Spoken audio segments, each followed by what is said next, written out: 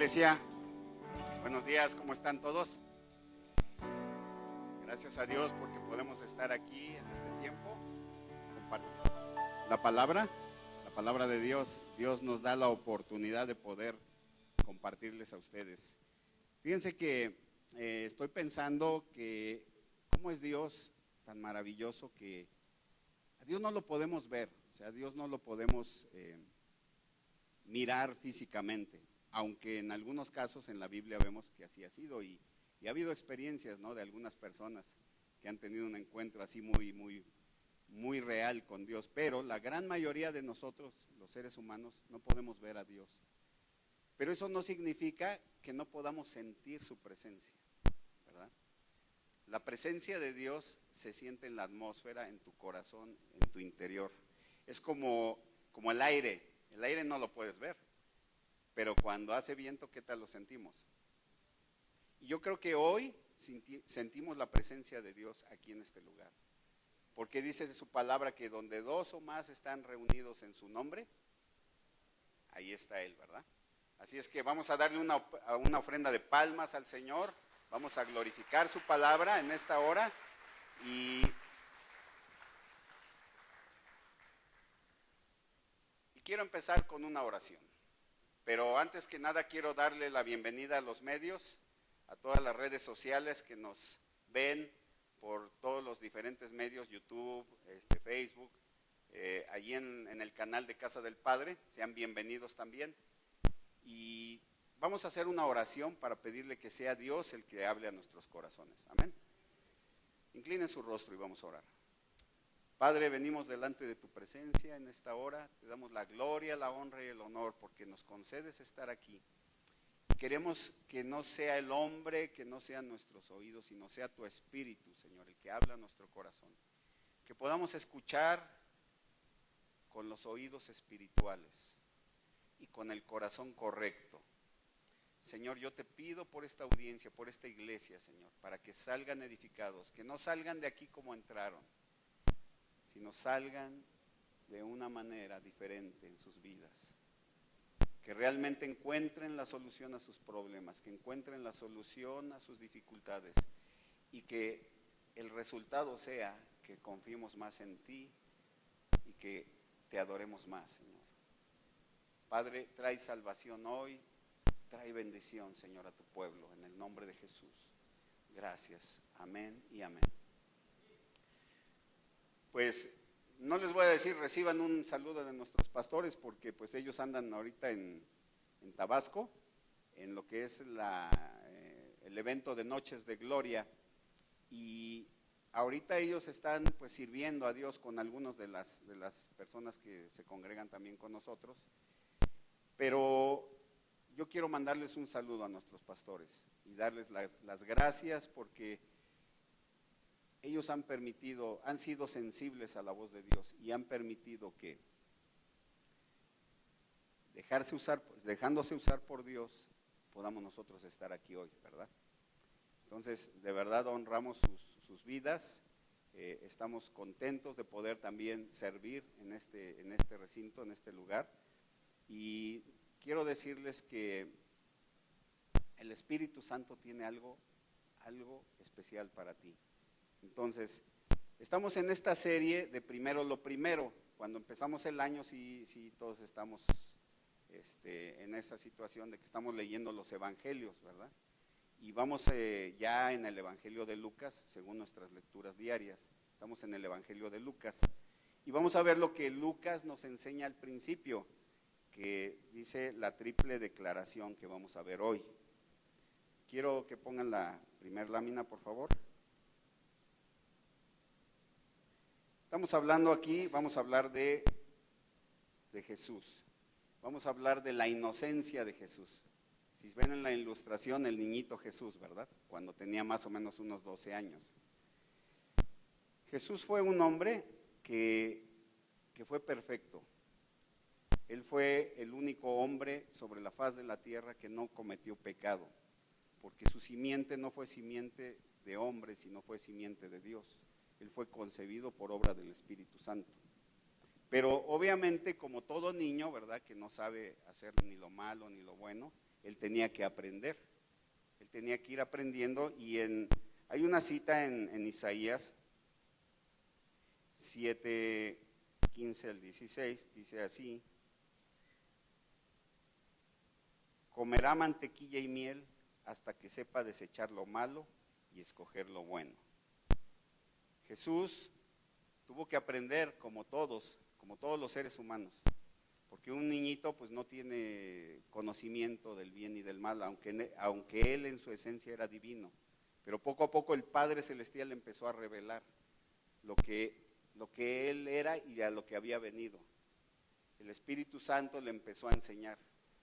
Pero aquí dice que también se vio en la necesidad de él de ayunar y de orar. Jesús tuvo que practicar las disciplinas espirituales. El tema de hoy que vamos a abordar es el tema de la santidad. Y la santidad es un concepto el cual yo recuerdo cuando era más joven, pues a mí me educaron en una escuela religiosa y me educaron en unos conceptos religiosos en los cuales yo pensaba que ser santo era casi así como ponerte una sotana y que te apareciera aquí tu circulito, ¿verdad? Y casi volverte un monje o un ermitaño. Y yo recuerdo que yo tenía el anhelo de llegar a ser santo algún día, porque me hablaban acerca de la vida de los santos y todas esas cosas, y yo decía, pues si ellos están cerca de Dios, yo quiero estar cerca de Dios, pero se me hacía algo imposible de alcanzar, algo muy elevado para mí, la verdad. Y yo decía, pues yo quiero hacerlo, pero ahorita todavía no. Todavía quiero disfrutar un poquito de la vida, según yo, ¿no? Y darle un poquito de vuelo a la hilacha. Pero la verdad es que era una equivocación, es una equivocación muy grande pensar así, porque el concepto de la santidad, según la Biblia, según lo que nos enseña el Evangelio, no tiene nada que ver con eso, sino simple y sencillamente es el poder conocer a Dios, el poder entender lo que Él tiene para nosotros. Y miren, esto es como un instructivo. Cuando nosotros compramos, no sé, un electrodoméstico o un automóvil o algún aparato que nosotros tengamos a la mano que compremos, nosotros hay un librito, ¿verdad?, que te enseña cómo funcionan las cosas, para que tú le saques el mejor provecho del funcionamiento y puedas así tener una mejor función y puedas ser productivo en lo que tú estás haciendo, ya sea que vas a preparar un alimento con un horno de microondas o en un automóvil para que le saques el mejor rendimiento a tu carro. Bueno, ahí el fabricante te da las especificaciones. Nosotros en nuestra vida también tenemos un manual que se llama el manual del fabricante, y ese manual se llama la Biblia, la palabra de Dios. Y en ese manual Dios nos enseña cuál es la mejor manera como nosotros podemos funcionar para hacer las cosas. Si tú empiezas a leer la Biblia y la empiezas a estudiar y a aprender y a conocer, vas a empezar a ver cómo en nuestras vidas hay muchas cosas que a veces sin querer o sin pensar hacemos equivocadamente. Y pensamos que equivocadamente estamos en lo correcto, pero después los resultados, lo que sucede, ya no nos agrada tanto y pensamos, ¿por qué me está yendo mal o por qué me está yendo así? Y tú no sabes si a lo mejor estás violando un principio de la palabra de Dios. Es como si de repente te dicen, cuando tú utilices tu auto, ponle gasolina de la Premium, por ejemplo, ¿no? Sin plomo, etcétera. Y tú vas y le pones de la gasolina la otra, la verde, ¿no? La que le llaman la Magna. Perdón, sí es la verde, ¿no? La verde, sí me entienden. Y Eric, que es mecánico, luego me ha dicho, es que ponle a tu coche, es mi amigo Eric, se los presento, me dice, ponle a tu coche de la gasolina roja, porque si no después va a empezarte a fallar, te va a empezar como a toser el coche. ¿Y sabes qué? yo decía, bueno, pero pues es que yo siempre le he hecho de la más barata. Pero sin embargo, el resultado que yo quiero en mi auto, pues no es el óptimo. Y así sucede en nuestras vidas. A veces nos desviamos del consejo de Dios, de lo que Dios nos está enseñando, y a la larga comenzamos a ver dificultades y situaciones que la verdad no tendrían por qué haber pasado. Entonces es bien importante que conozcamos lo que Dios tiene para nosotros.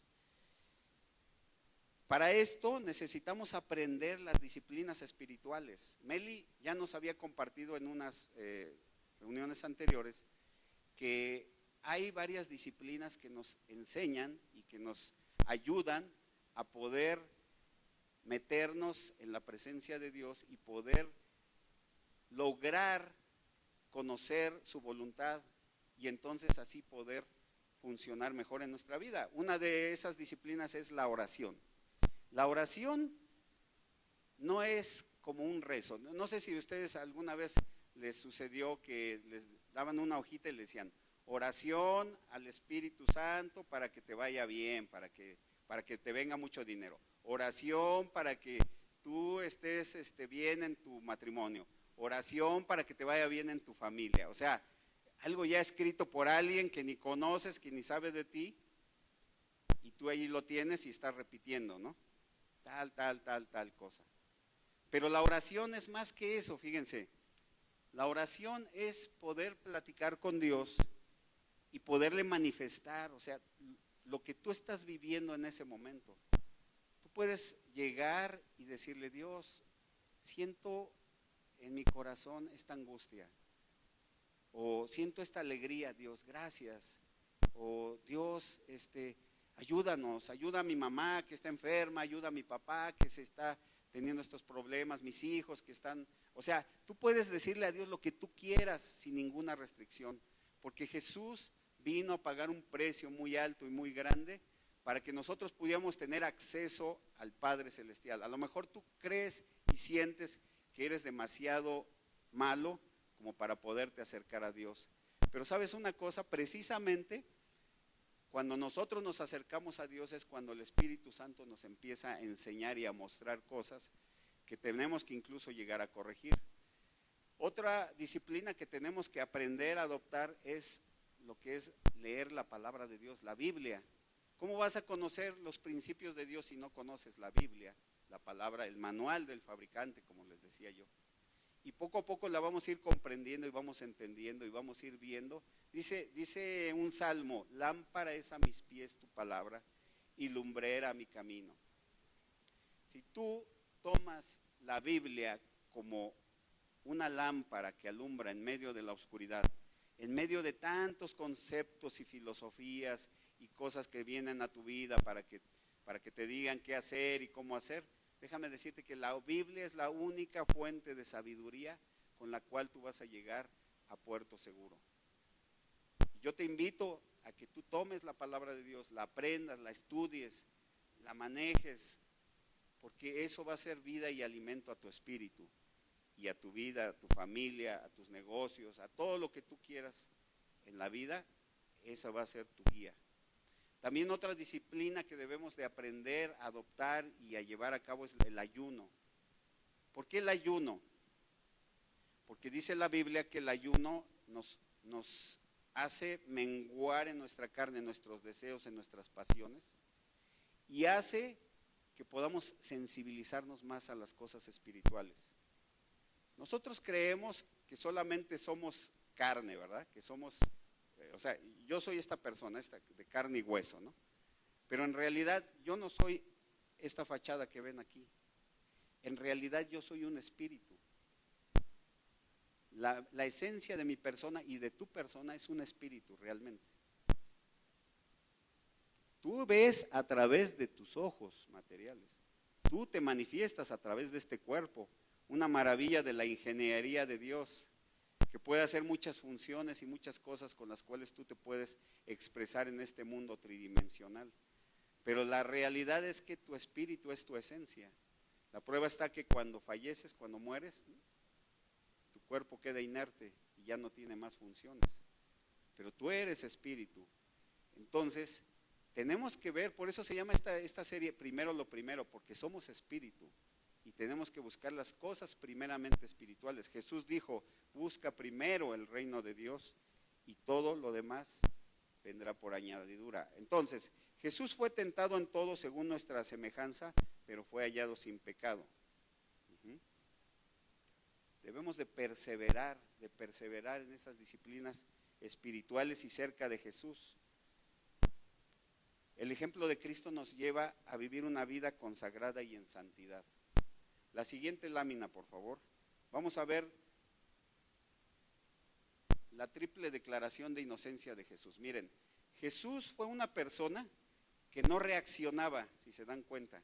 Aun cuando lo estaban juzgando, cuando estaba en una situación bien presionada, él no reaccionaba, él no decía, le decían, a ver, si tú eres hijo de Dios, sálvate o lo que sea, y pues a ver, tú sálvate, a ver, haz lo que yo hago, o sea, como a veces nosotros, ¿no? O sea, si llega y alguien se te cierra en un carro y o te dicen algo, si o no, nosotros reaccionamos luego, y decimos, pues, abusado, fíjate, o alguna cosa así, ¿no? Nos llega a suceder. Pero Jesús tenía un control y un dominio de sí mismo tremendísimo, y lo vamos a ver aquí, miren. Dice aquí, Lucas 23, 1, 5, dice, levantándose entonces toda la muchedumbre de ellos, llevaron a Jesús a Pilato y comenzaron a acusarle diciendo, a este hemos hallado que pervierte a la nación y que prohíbe dar tributo a César, diciendo que él mismo es Cristo, un rey. Entonces Pilato le preguntó diciendo, ¿eres tú rey de los judíos? Y respondió él y dijo, ¿tú lo dices? O sea, él no reaccionó así diciendo, pero ¿cuándo yo he dicho que a César no se le dé tributo? ¿Cuándo? Sí, al contrario, ¿no? Él dijo, dad a César lo que es de César y a Dios lo que es de Dios. O sea, pero él no dijo nada. ¿Saben por qué? Porque él sabía su propósito, él sabía para lo que iba. Él iba a entregar su vida por ti, por rescate por ti, por mí. Y sabía a dónde iba. Entonces él no reaccionaba, él tenía claro su propósito. Dice, y ellos porfiaban diciendo, alborota al pueblo enseñando a toda Judea, comenzando desde Galilea hasta aquí. O sea, fíjense hasta dónde llegaban los religiosos de ese tiempo. Yo de momento me puse a pensar, ¿qué es la palabra porfiar? Se me hizo así como porfirio, ¿no? Porfiar, y encontré que decía así, porfiar es discutir obstinadamente y con tenacidad, o importunar repetidamente con el fin de conseguir un propósito. Y ese era un propósito perverso, ¿verdad? O sea, de verdad, o sea, hasta dónde llegaban los doctores de la ley, los fariseos, los religiosos de su tiempo, que así de una manera perversa acusaban a Jesús y presionaron tanto al gobernador, porque el gobernador decía, yo no hallo ningún mal en este hombre, o sea, ¿por qué lo acusan así? Pero tanto lo importunaron que él se vio presionado, porque ellos incitaban incluso a la muchedumbre. ¿Cuánta gente hay así, verdad? Alborotadora y que de momento, no sé si te ha sucedido cuando hay algún percance o alguna situación o algo, como nos vemos presionados por gente que es así de ese tipo, ¿verdad? Pero Jesús no reaccionaba de una manera negativa. Después la segunda declaración de inocente. Entonces Pilato, convocando a los principales sacerdotes y a los gobernadores y al pueblo, les dijo, me habéis presentado a este hombre como un hombre que perturba al pueblo, pero habiéndole interrogando yo delante de vosotros, no he hallado en este hombre delito alguno de aquellos de que le acusáis. O sea, por más que le buscaran, por más que le dijeran, Jesús no había cometido ningún delito. Y la tercera vez que lo volvió a declarar inocente, en Lucas 23, 22 dice, y él les dijo por tercera vez, pues qué mal hecho ningún delito digno de muerte he hallado en él. Ya total, dice, le castigaré pues y le soltaré. Imagínense, o sea, qué tremendo, ¿no? Qué tremendo que tuvieron que castigar a Jesús y golpearlo, pero Jesús sabía que esos golpes los merecía la humanidad. los merecíamos nosotros. Esos golpes de los cuales Él no era digno, Él los tuvo que recibir. Y miren, eso me habla del gran amor que tuvo por nosotros Jesús. Porque Él pudo haber dicho, yo no he hecho nada. Voy a orar a mi Padre que mande, Él decía, mande unas legiones de ángeles y los puedo acabar a todos así, en un abrir y cerrar de ojos. Sin embargo, Él no lo hizo. Él fue al castigo.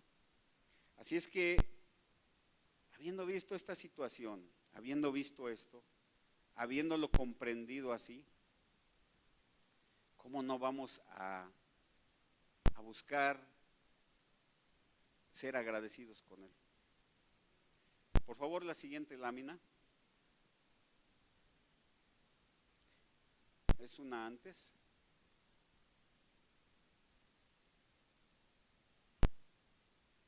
Allí. Jesús hizo todo eso porque Él buscaba que nosotros tuviésemos una nueva vida. Dice aquí, dice, la mejor forma de alejarse del pecado no es correr en dirección opuesta, sino correr a la nueva vida que existe en Cristo Jesús. No es correr por disgusto al pecado, sino correr a Jesús por amor a su sacrificio. Romanos 6, 1:4, dice, ¿qué pues diremos? ¿Perseveraremos en el pecado para que la gracia abunde? En ninguna manera. Y así nos sigue diciendo ese pasaje. Miren, cuando yo recuerdo hace tiempo, ya bastantes años, más de 30 años, me invitaron a una reunión como esta. Era la primera vez que yo asistía. Mi mami ya había asistido y ella nos invitó. Mis hermanos y a mí, a la pastora, a todos nos invitaron a una reunión como esta. Y recuerdo que la persona que estaba predicando en el frente dijo, que por cierto es hermano del pastor Miguel Martín, él dijo palabras que penetraron en mi corazón. Yo era un jovencito en ese entonces. Y él dijo, no es que tú ames a Dios, sino que Dios te amó primero y se entregó por nosotros. Y a mí me impactó eso. No es que amemos a Dios. La verdad es que nosotros podríamos estar haciendo cualquier otra cosa por allá afuera. Pero ¿sabes qué? El hecho de que alguien te haya invitado o que tú hayas escuchado o que algo haya pasado en tu vida es porque Él te amó primero y te buscó. Y alguien te trajo aquí para que tú conocieras a Dios. Y entonces dijeron, ¿cuántos de ustedes quieren recibir a Cristo? Y yo dije, pues yo conozco, yo quiero, o sea, yo creo en Dios. Y entonces hice la oración del pecador, pidiéndole perdón por mis pecados al Señor. Y le dije, perdona mis pecados, Señor. Yo sé que he pecado y perdóname por todo lo que he hecho mal. Entonces este pastor dijo, ¿saben qué? Dios está haciendo fiesta en el cielo, los ángeles están haciendo fiesta en el cielo, porque Dios se goza más por un pecador que se arrepiente que por 90 justos que ya están con Él. Y yo dije, Señor, estás haciendo fiesta por mí, o sea, por mí, un pecador, o sea, alguien que estaba metido en tantas cosas, en vicios. No era yo un supervicioso, pero sí me ponía yo de vez en cuando, ¿verdad? Y como dijo José, a veces fui de todo y sin medida, ¿verdad? Pero recibí el perdón de Dios. Y ¿saben? Dije yo, si los ángeles en el cielo están haciendo fiesta, ¿cómo voy a defraudar eso, Señor? Y comencé a correr a esa nueva vida que Cristo tenía para mí y empecé a dejar poco a poco las amistades que me perjudicaban, la pornografía, empecé a dejar las malas palabras, empecé a dejar varias cosas que sabía que eran de perjuicio para mí. Ahora, si tú piensas que eso es demasiado duro, o tú no, o sea, o dices, no, pues es que yo cómo voy a dejar todas esas cosas. Déjame decirte que Dios quiere poner tu vida en una posición donde tú puedas ser bendecido, donde tú puedas tener la bendición de Dios y puedas conocer a Dios. Miren, Dios nos pone límites y hay vida en los límites. Y yo no sabía eso, como les decía yo quería hacer de todo y sin medida. Pero Dios nos pone límites, y nos pone límites porque nos ama y cuida de nosotros. Es como si, imagínate una persona que ve correr a su hijo con un cuchillo, y que va corriendo con el cuchillo y le dice: oye, mi hijo, no corras con el cuchillo porque es pecado. Así es la vida, los religiosos así te dicen: no hagas esto porque es pecado, porque Diosito te va a castigar. Y la realidad es que, oye, mi hijo, no corras con ese cuchillo porque te vas a tropezar y te lo puedes clavar y te vas a dañar y te vas a lastimar. O sea, hay vida en los límites. Un mentiroso que reconoce a Jesús como Salvador y se arrepiente de su mentira, ¿puede ser salvo? La respuesta es sí, pero seguramente le va a costar ver el reino de Dios en su vida, un reino de confianza y de verdad. Va a perder la confianza de los que le aceptaron o que le ayudaron o que le dieron alguna situación o algún puesto de confianza. El que miente siempre pues va a perder esa confianza, ¿verdad? Entonces, pues obviamente tenemos que cambiar nuestra manera de hacer las cosas. Aquí dice en la palabra de Dios en Génesis 2, 15, 16, 17, dice: y mandó Jehová Dios al hombre diciendo: de todo árbol del huerto podrás comer, mas el árbol de la ciencia del bien y del mal no comerás, porque el día que de él comieres ciertamente morirás. Y luego dice Primera de Corintios 10, 23: todo me es lícito, pero no todo me conviene. Todo me es lícito, pero no todo edifica. Ninguno busque su propio bien, sino la del otro. A veces el problema es que somos demasiado egoístas y siempre queremos nuestra autosatisfacción, aún a costa de los demás. A veces tenemos el Dios del yo, ¿no? Primero yo, luego yo y hasta el último yo. Pero eso a veces va a provocar que lastimemos a los que más amamos. Y el Señor, bueno, el reino de Dios es el reino del revés. Dice: si tú das, recibes. Si tú te das a los demás, vas a recibir bendición. No es que primero yo y luego ya después recibo. Es primero doy y después voy a recibir.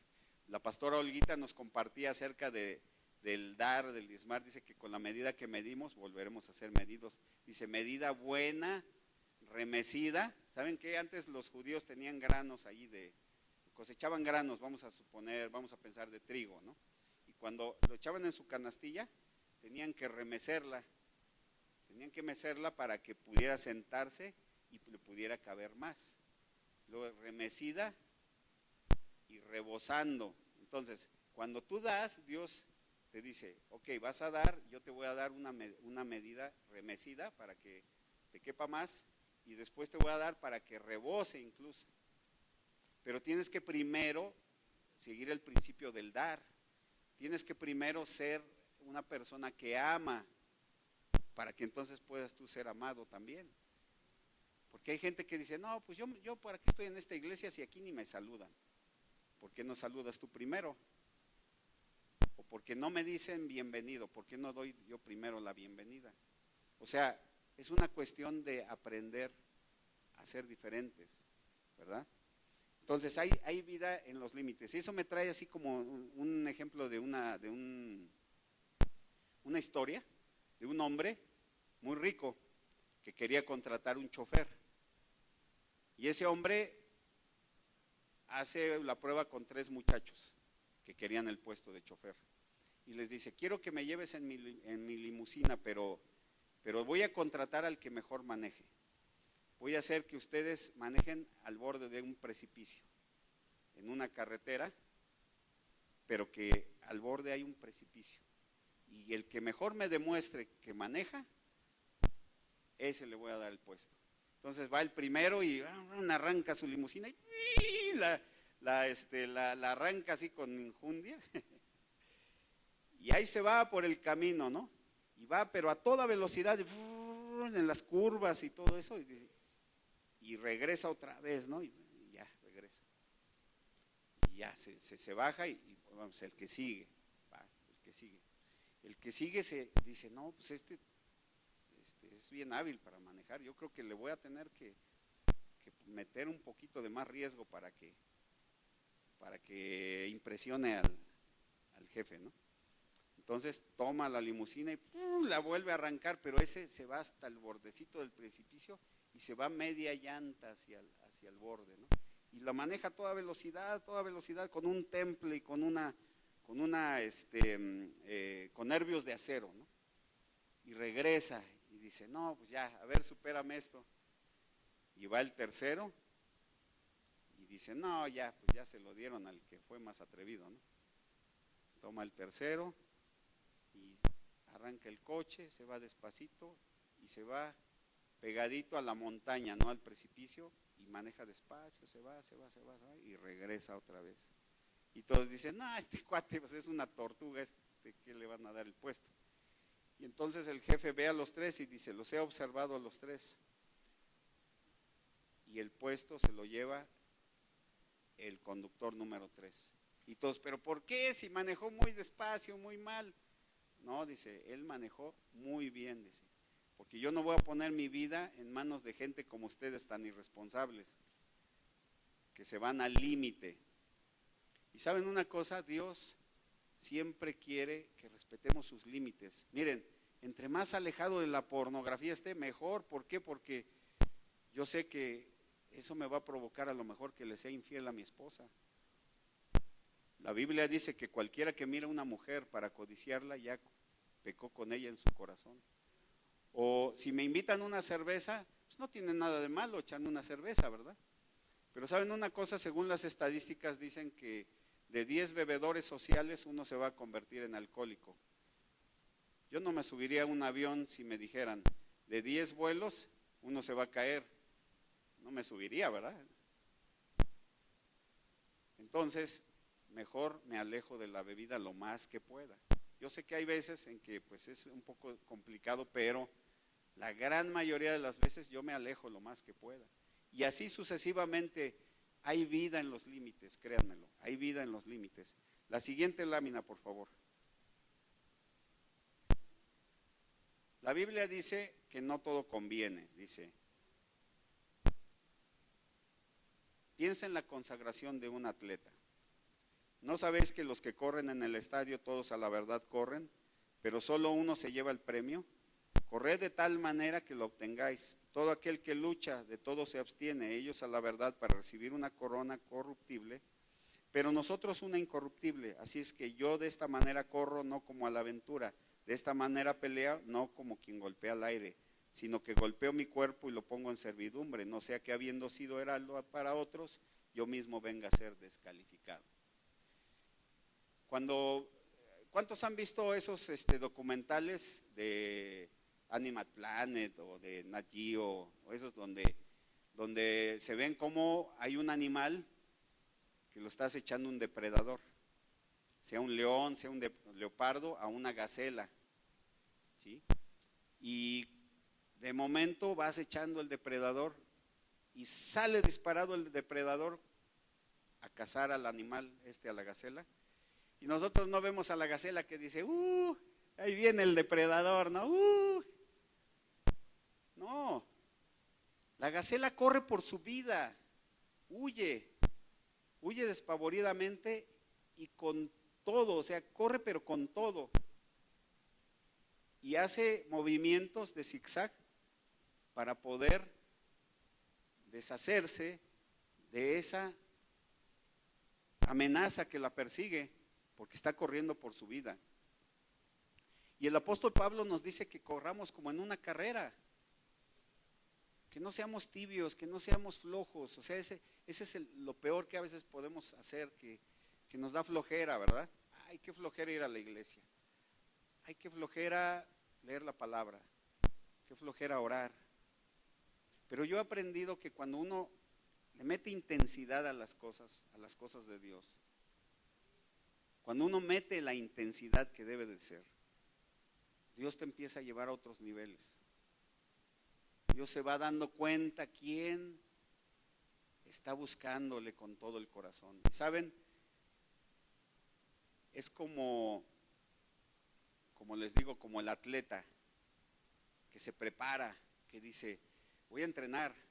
A lo mejor no entiendo la palabra, a lo mejor me cuesta trabajo, a lo mejor estoy pasando por situaciones difíciles, a lo mejor no sé, ¿verdad?, que esté pasando por tu vida, pero ¿sabes qué? Voy a orar, voy a buscar a Dios, voy a pedirle a Dios que me dé fuerzas, voy a pedirle a Dios.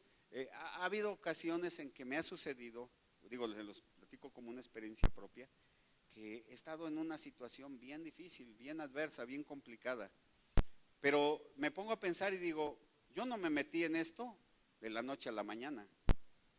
Nos pasa lo que la rana, ¿no? Dicen que una rana, si la metes en un balde de agua y vas calentando el agua poco a poco, llega el momento que el agua empieza a hervir, pero la rana no hace nada por escaparse, porque va sintiendo la temperatura poco a poco hasta que se empieza a hacer ebullición el agua y se cocina la rana y se muere. Si a una rana la avientas al agua caliente, pues sí salta y se reacciona, ¿no? Pero si se lo vas calentando poco a poco, llega el momento que se cocina y muere.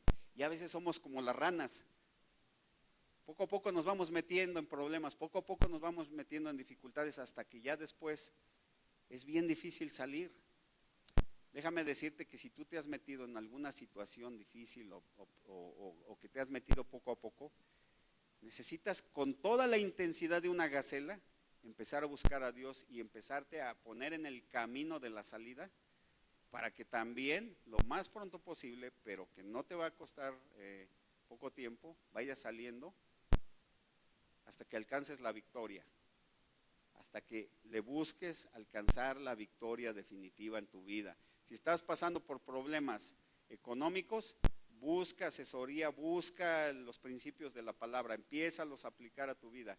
Deja de comprar compulsivamente, deja de hacer lo que no debes de hacer. Simplemente consulta con tu cónyuge, consulta con alguien que pueda tener autoridad sobre ti para que ver si puedes hacer o tal cual operación. Hazle así para que poco a poco te vayas poniendo en un camino donde vayas saliendo adelante y Dios te va a ir sacando. No es de la noche a la mañana. A veces Dios hace milagros increíbles, pero a veces no los hace. ¿Por qué? Porque si los hace, nos volvemos a meter otra vez. Dios nos quiere enseñar, y en todas las áreas, se me ocurrió ahorita lo económico, pero en todas las áreas de nuestra vida que estemos teniendo dificultad, en el matrimonio, en la familia, hay que estar buscando el consejo de Dios. No se lo estoy diciendo como regaño, es como un consejo para que podamos ser victoriosos y salir adelante. Voy a leer aquí rápidamente una fábula. Dice aquí la diferencia entre ser santos y ser santificados. Dice aquí una cita, dice Hebreos 12:14, dice, seguid la paz y la santidad sin la cual nadie verá a Dios. Y más abajo dice Hebreos 10:14-17, porque con una sola ofrenda hizo perfectos para siempre a los santificados.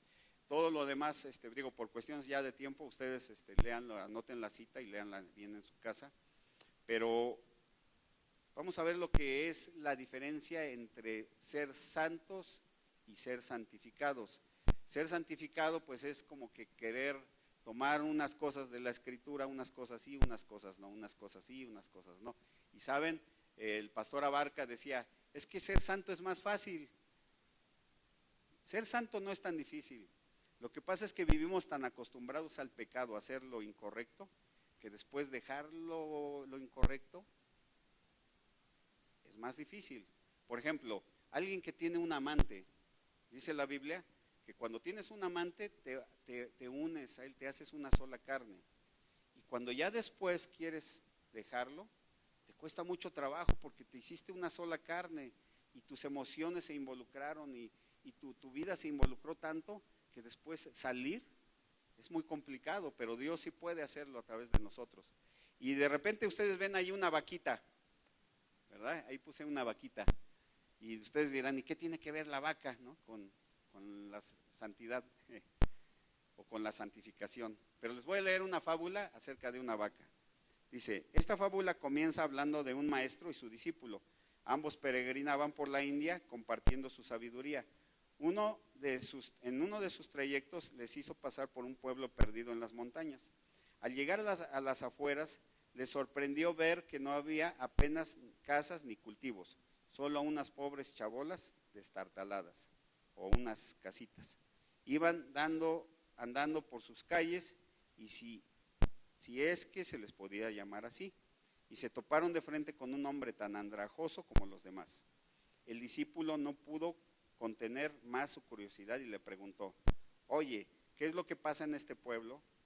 Y él le respondió, mira, le dijo, ¿ves aquella casa en el centro del pueblo? Pues allí dentro tenemos a nuestra vaca, es el único sustento que tenemos en este pueblo. Y entre todos nos ocupamos de que no le falte nada, la protegemos y la cuidamos como nuestro bien más preciado, porque si un día faltara no sabríamos qué hacer. Ella nos da leche con la que hacemos mantequilla, yogures y requesón, y con eso se alimenta todo el pueblo. El pobre hombre se fue con un ataque de tos y el discípulo y el maestro decidieron pernoctar en el pueblo. Era noche cerrada cuando el maestro habló por primera vez y le dijo al discípulo, coge la vaca y empújala por el barranco. El discípulo se espantó y dijo, ¿cómo? Dice, con todo el dolor de su corazón él le obedeció. El discípulo sacó la vaca de su casita y la empujó por el barranco. Muy de madrugada el maestro y el discípulo se marcharon de aquel lugar sin decir nada a nadie. Dijeron, corre. Muchos años después, el discípulo, ya convertido en maestro, volvió a pasar por aquel pueblo y su sorpresa fue mayúscula cuando desde lejos pudo vislumbrar la bonanza y el frenesí de actividad de aquel pueblo. Las casas se habían reconstruido, las calles asfaltado y la gente vestía con modestia, pero con elegancia. Casualmente se topó con el mismo hombre con el que hablara años atrás y no pudo evitar preguntarle, ¿qué es lo que ha pasado aquí? Vine hace años y es un pueblo que solo tenía una vaca. Hombre, dijo la vaca, dijo divertido, ¿cuánto tiempo? Pues mira, como bien sabrás, toda la economía de este pueblo estaba basada en aquella pobre vaca, pero una noche desapareció sin más y casi nos volvemos locos. Por más que buscáramos, no aparecía por ningún lado y estábamos todos desesperados. No me acuerdo quién la encontró y fue casi por casualidad, al fondo de un barranco, y estaba muerta la pobrecita. Se debió escapar y caer durante la noche. Parecía el fin, pero algo teníamos que hacer, no había más opción. Como para nosotros su carne es sagrada y no la podemos comer, la cortamos antes de que se pusiera en mal estado y la vendimos al pueblo de al lado. Con el dinero de esa venta compramos gallinas para que nos dieran huevos y con los huevos que nos sobraron nos pusimos a comerciar y conseguimos comprar unos cerdos. Con su carne compramos bueyes y con los que comenzamos a arar la tierra y fíjate, ahora somos uno de los pueblos más prósperos de la comarca y pensar que perdimos tanto tiempo con aquella pobre vaca. El discípulo asintió y se marchó, habiendo aprendido la última lección de su maestro años después de que éste hubiera muerto. Quiero pedirle a los muchachos, por favor, a los chicos que pasen. Y todos nosotros tenemos una vaquita con la cual nos aferramos tal vez. Tal vez sea una creencia religiosa, tal vez sea una manera de hacer las cosas. Tenemos un dicho aquí en México que dice que el que no tranza no avanza, ¿verdad? Y todos piensan que por medio de la tranza, o muchos piensan más bien, que por medio de la tranza pues vamos a avanzar realmente. Pero la realidad es muy diferente. Necesitamos matar esa vaca que es nuestro pecado, que no nos impide avanzar, que no nos permite seguir adelante, que nos ha estancado, que nos está destruyendo a veces. A veces me imagino como el juego de las serpientes y las escaleras. ¿Cuántos han jugado ese jueguito que de niños jugábamos en la escuela? Que de repente caías en una casilla donde había una escalera y decían suben, pero después caías en la serpiente y bajan, y luego ya ibas a llegar al final y una serpiente grandota, bajan. ¿Y cuántos de nosotros a veces así vivimos? Vivimos encasillados, vivimos en estira y afloja, en sube y baja, ganamos y luego perdemos, pero la realidad es de que tenemos que aprender lo que dice Dios, lo que tiene Dios para nuestras vidas. La siguiente lámina, por favor, la última. Quiero decirles algo, la conclusión de este, comentario, reflexión, lo que han escuchado hoy. Es más fácil ser santo, ¿sabían? Miren, dice aquí, piénsalo, cuando pecaste te fue mal, mejor busca la santidad. El pecado es destructor y te hace enemigo de Dios. Si es difícil pelear contra Satanás, pero imagina lo terrible que es pelear contra Dios, que tiene todo el poder para vencer al mismo diablo. Hay que estar del lado de la santidad porque el Señor está contigo. Dice 1 Pedro 2, 11, 16, amados, yo ruego como extranjeros y peregrinos que os abstengáis de los deseos carnales que batallan contra vuestra alma, manteniendo buena vuestra manera de vivir entre los gentiles, para que los que murmuran de vosotros como de malhechores glorifiquen a Dios en el día de la visitación al considerar vuestras buenas obras. Por causa del Señor, someteos a toda institución humana, ya sea al rey como su superior, ya sea a los gobernantes como por él enviados, para castigo de los malhechores y alabanza de los que hacen bien. Porque esta es la voluntad de Dios, que haciendo el bien hagáis callar la ignorancia de los hombres insensatos, como libres, pero no como los que tienen libertad como pretexto para hacer lo malo, sino como siervos de Dios. Quiero que te pongas de pie, por favor.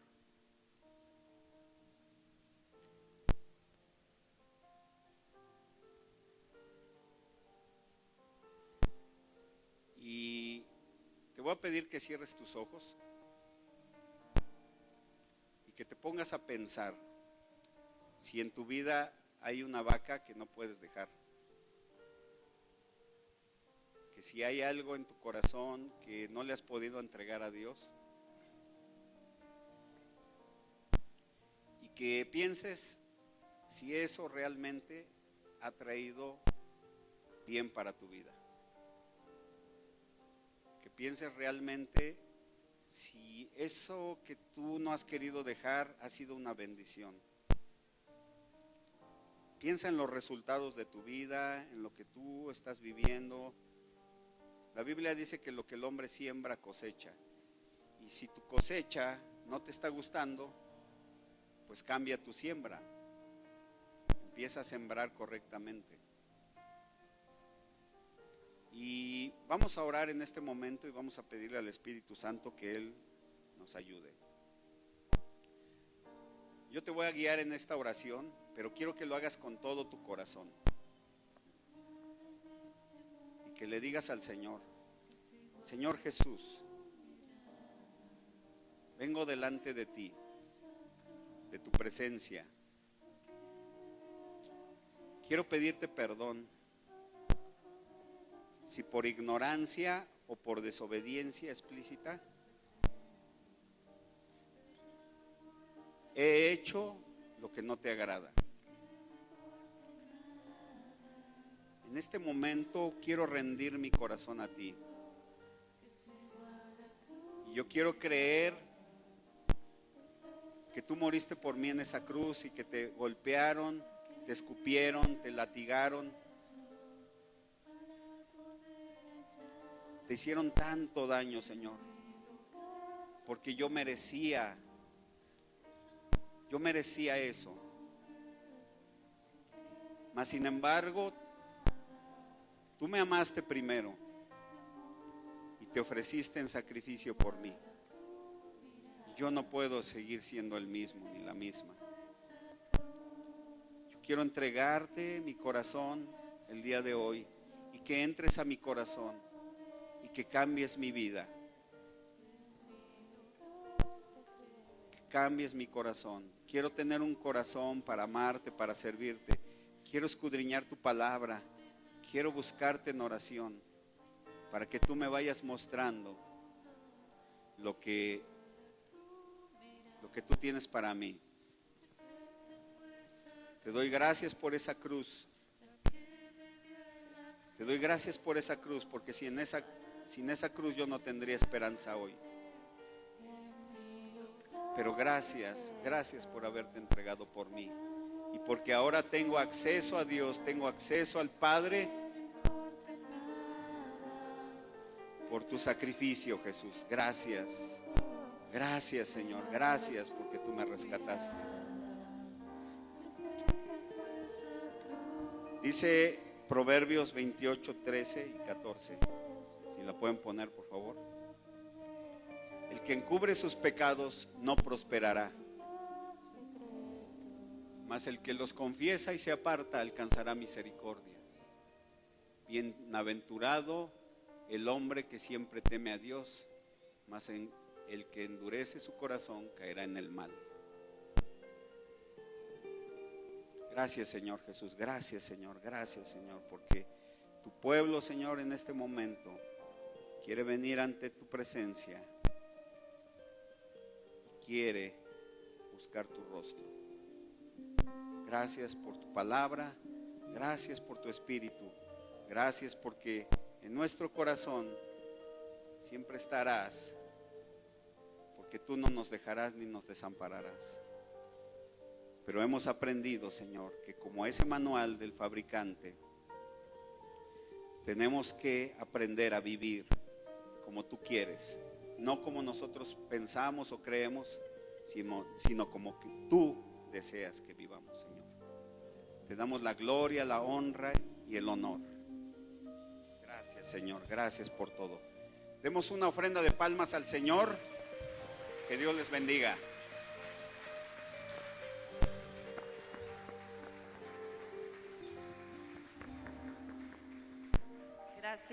Gracias, güero. Gracias a Dios por la vida de Juanma, ¿verdad? Cómo Dios nos habló poderosamente.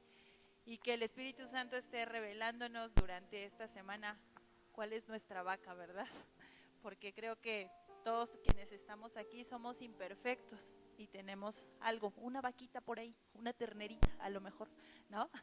Pero que Dios nos revele cuál es para poder entregarle eso. Pues gracias a Dios y pues vamos a dar ahora los avisos, ¿ok? Para que esta semana podamos precisamente a través de este contacto con Dios siempre poder seguir aprendiendo y que Él nos siga revelando cuál es nuestra vaca, qué es lo que tenemos que cambiar y para eso pues si me apoyan de favor con los anuncios, ¿ok? Obediencia y milagros, ¿vale? Recordemos que este lunes 26 tenemos en el Auditorio Menor a las 7 de la noche nuestro discipulado de redes, jóvenes, mujeres completas, matrimonios. Nos vemos el día lunes, el día de mañana a las 7 para seguir aprendiendo, porque recordemos que como líderes de Casa de Amistad hay que también ayudar a las personas nuevas que se unen. Gracias por los nuevos que vinieron el día de hoy. Si me apoyan con la siguiente lámina. Aquí está. El miércoles de oración a las 6 de la mañana, los miércoles, todos los miércoles por Zoom. Siempre me acuerdo que Pastor Miguel, cuando inició con esta dinámica, decía, pues a veces estoy yo solito y estamos 1, 2, ¿no?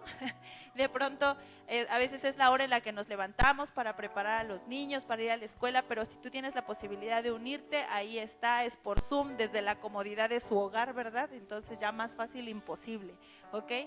Y pues bueno, la reunión general el próximo domingo, primero lo primero, nos vemos el próximo domingo también, pero pues también me piden que les recuerde quien hizo promesas, está mi OFE allá afuera para recibir promesas, lo que le prometimos a Dios, para que poco a poco podamos ir construyendo un nuevo espacio y más personas podamos estar unidas aquí. Y también va a estar Mike, si te levantas o levantas la manita, quien no tenga una casa de amistad y diga, me gustaría seguir aprendiendo en la semana, pero ¿a dónde voy? ¿Con quién? ¿Dónde? Mike va a estar acá afuera y él le puede decir dónde le queda a usted cerca una casa de amistad para poder ir a aprender en la semana.